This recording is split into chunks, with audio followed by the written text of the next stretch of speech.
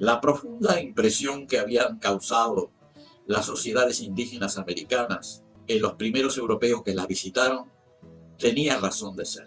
Eran sociedades que habían desarrollado sistemas respetuosos de la naturaleza y de las opiniones y derechos de sus integrantes.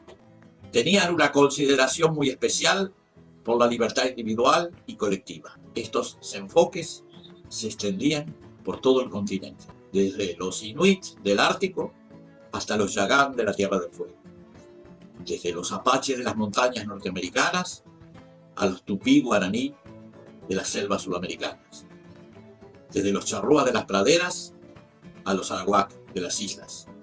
Cuando llegaron los europeos a América del Norte, en la tierra de los hurones, trataron de encontrar al rey, pero no lo encontraron.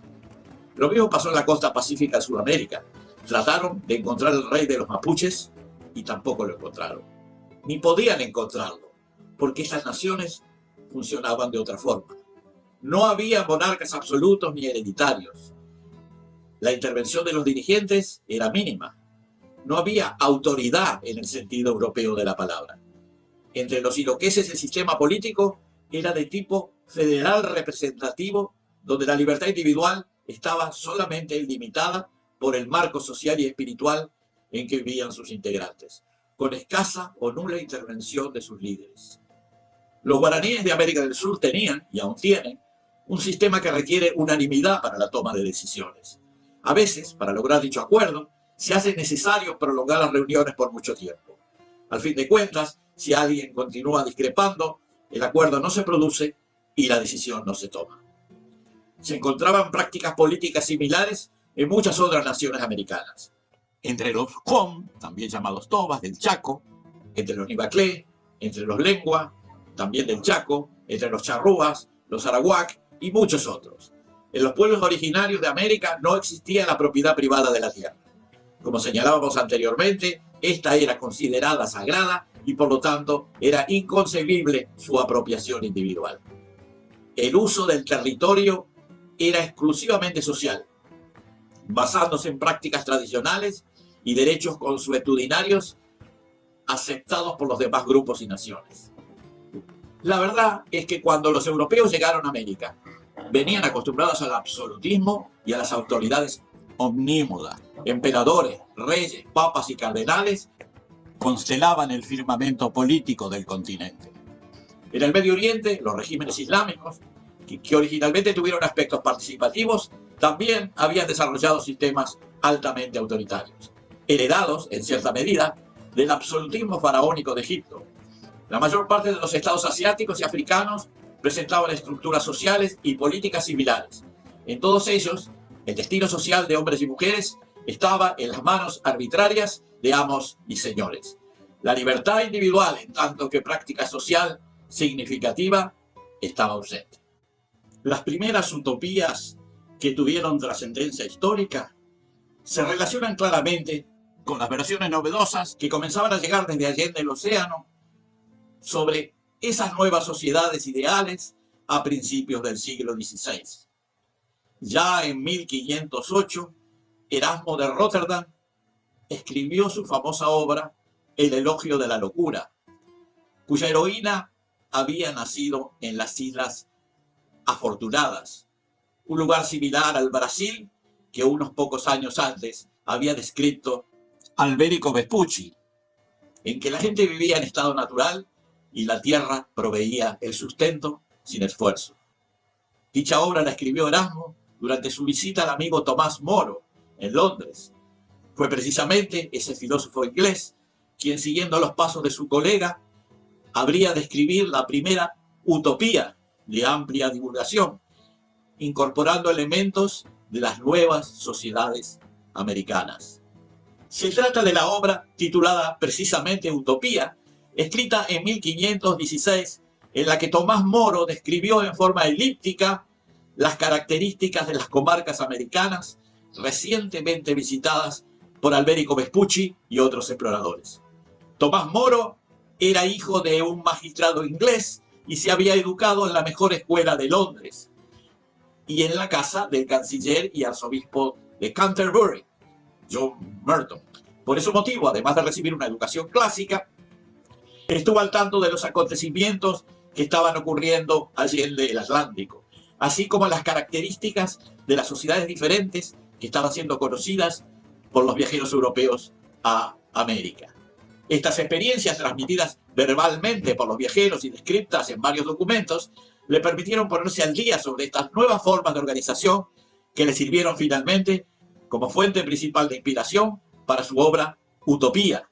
A ello hay que agregar sus contactos de juventud con los monasterios ingleses que le permitieron conocer los sistemas comunitarios y religiosos que ejercieron también una importante influencia en su obra. La propia palabra utopía fue creada por Moro a partir de las voces griegas u-topos, ningún lugar, y eu-topos, buen lugar, para designar el buen lugar que no existe. La sociedad de Utopía estaba ubicada en una isla de América, al sur del Ecuador. En gran medida, las características de dicha sociedad presentaban muchas semejanzas con la imagen que los europeos se comenzaban a hacer de ese nuevo mundo que estaban descubriendo. El principal protagonista de Utopía era un portugués de nombre Rafael Ifrondeus. La utopía de Moro se basaba en la igualdad y en la inexistencia del dinero. Todos los miembros de Utopía participaban en un plano de igualdad en las actividades relacionadas con la alimentación, vestimentas, vivienda, educación, filosofía, guerra y religión. Se trataba de una sociedad profundamente religiosa basada en un Dios justo y bueno, que regía el mundo y que premiaba o castigaba las buenas o malas acciones en un mundo más allá de la muerte. La importancia de Moro en el desarrollo del pensamiento ulterior europeo es enorme y frecuentemente subestimada. Su influencia fue tal vez mayor fuera de Inglaterra que en su propio país. Fue el primer pensador europeo que planteó modelos claramente influenciados por las sociedades americanas recientemente conocidas en Europa. Fue a partir de la utopía de Moro que una pléyade de autores desarrollaron múltiples propuestas que habrían de culminar en las grandes revoluciones intelectuales y sociales de los siguientes siglos. Hasta el propio nombre utopía, de uso corriente para designar enfoques ideales de la vida y la sociedad, encontró su origen en Moro. Ello fue reconocido en la propia Unión Soviética y su nombre fue inscrito entre los héroes de la Revolución Mundial en la Plaza Roja de Moscú. Finalmente, Moro significó un modelo de vida y de virtud que fue reconocido por la Iglesia, que terminó canonizándolo en 1935. Algunos años después de la publicación de la obra de Moro, su cuñado, de nombre John Russell, se lanzó a la búsqueda de la utopía en América, pero no tuvo éxito. Fue finalmente su hijo quien hizo su viaje en 1536, al otro año de la ejecución de su padre. Hacemos notar que Tomás Moro fue ejecutado por la monarquía inglesa en 1536. En cierto modo, Tomás Moro fue el primer mártir de las utopías socialistas. La influencia de los primeros exploradores de las sociedades indígenas de América en el asombrado continente europeo fue muy grande. En Europa se enteraron que existían sociedades muy diferentes, respetuosas de la naturaleza, sin reyes ni papas. Este asombro se expresó en las obras de algunos pensadores europeos de principios del siglo XVI, particularmente a través de la utopía de Tomás Moro. En los siguientes siglos, este pensamiento revolucionario se iría consolidando con nuevos referentes intelectuales que habrían de culminar en el siglo XIX con el desarrollo de nuevas ideologías como el anarquismo, el socialismo y el comunismo, que tanta influencia tendrían en las sociedades contemporáneas. A principios del siglo XVII fue el holandés Hugo Grotius quien describió la vida simple y comunitaria de los americanos en su obra fundamental, La Ley de la Guerra y la Paz, de 1625. Algunos años más tarde, continuando la tradición iniciada por Erasmo, Moro y Montaigne, Francis Bacon escribió su New Atlantics, o Nova Atlántida, en 1627, y Tommaso Campanella, su Ciudad del Sol, en 1643. Al igual que Utopía, estos libros fueron ampliamente traducidos, teniendo significativa influencia sobre varios autores utopistas de los siglos XVIII y XIX. También a fines del siglo XVII apareció el trabajo de Gabriel de Foigny sobre los australianos en 1676 y el de François de Salignac sobre la tierra ideal de Salentum, que continuaron desarrollando la temática igualitaria y naturalista. Todas las utopías de los siglos XVI y XVII estaban basadas en muchos elementos observados en las nuevas sociedades americanas, consideradas como naturales, pero al mismo tiempo conservaban muchos otros que eran comunes en Europa. Así, los diferentes modelos utópicos incluyen elementos de despotismo ilustrado, como en el país de los Sevarambres y Salentum. Algunos autores como Veraz y de Salignac mantenían la esclavitud, cuya inexistencia era inimaginable para muchos europeos. En otros simplemente cambiaban las reglas militares, como en el caso de Bergerac, quien transformó la guerra en una especie de deporte. Sin embargo, es indudable la inmensa influencia que el conocimiento de los pueblos originarios americanos tuvo en el desarrollo de este movimiento ideológico en Europa. Su influencia se concretaría y expandiría a fines del siglo XVII con el barón de La Hontan y aún en el siglo siguiente con Jean-Jacques Rousseau, Diderot, Nicolas L. Restif y otros. La anarquía de los hurones, un país de libres e iguales. Los europeos perdieron su libertad en su uso incesante de las palabras tuyo y mío, palabras pronunciadas por el jefe hurón, citadas por el barón de La Hontan. Fue a fines del siglo XVII que Louis Armand de Landarce, barón de La Hontan, escribió sus famosos libros cortos sobre la nación de los hurones de Canadá, basada en su estadía con ellos desde 1683 a 1694.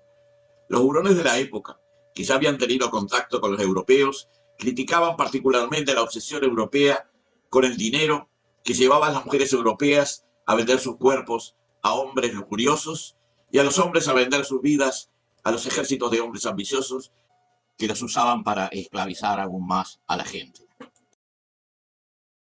En contraste, los hurones vivían una vida de libertad e igualdad. De acuerdo a los hurones, los europeos perdieron su libertad en su uso incesante de los pronombres tuyo y mío. Uno de los hurones le explicó a La Hontan: nosotros nacemos hermanos libres y unidos, cada uno tan señor como el otro. Mientras que ustedes son todos esclavos de un solo hombre, yo soy el amo de mi cuerpo, dispongo de mí mismo, hago como quiero, soy el primero y el último de mi nación, sujeto solo al gran espíritu. Los hurones no tenían clase, tenían un gobierno diferente, regido por un sistema de parentesco y sin propiedad privada. A esta situación política, y reviviendo una vieja raíz griega, el barón de La Hontan la llamó anarquía. Los libros de La Hontan tuvieron fama inmediata en toda Europa, provocando la inspiración de Delisle de la Retière, quien escribió la obra Arlequin Sauvage, que fue representada en 1721 en París. La obra termina con una joven parisina llamada Violette, que se enamora de un indio americano y se escapa con él para vivir en la libertad de América, más allá de la ley y el dinero. En las siguientes décadas se produjeron docenas de obras inspiradas en el Arlequin Sauvage, farsas, obras burlescas y óperas sobre la maravillosa libertad de los indios de América, como por ejemplo fue Les Indes Galantes y Le Nouveau Monde.